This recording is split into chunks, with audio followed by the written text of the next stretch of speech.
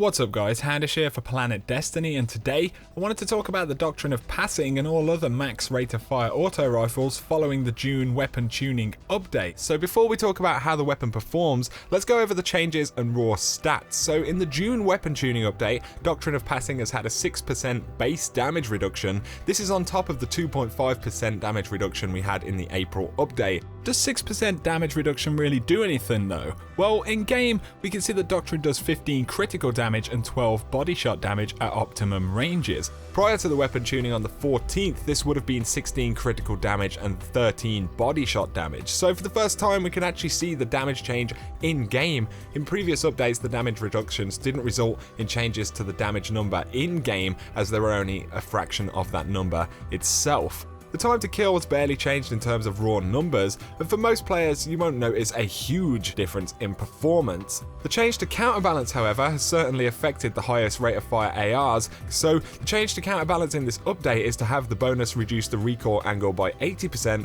as opposed to 90%. So this is my Doctrine with counterbalance before patch. We can see a vertical climb which tilts slightly to the right. Now if we repeat this after patch, we can see that the spread has widened up ever so slightly. In game you can actually feel this change quite a lot. You have to work harder to control the weapon. This is of course on top of the 6% damage reduction, so really this is the kind of bigger change than it initially appears to be, especially for those using the top tier role of this weapon. How does it feel to use in the Crucible though? Well, it's still a viable weapon if you're hitting your shots. I feel like players who are used to counterbalance rolls of the weapon will feel the changes the most. You have to compensate for recoil a lot more now, making it harder to hit targets, especially as you increase your distance from the target. However, the weapon still does very good damage, so I feel like this is a pretty decent trade-off, which has made the Doctrine more balanced. You're still going to experience that fairly heavy screen shake or flinch from the weapon, but your chances to compete are certainly going to be increased. Overall, I feel like this is a really good change to the Doctrine of Passing.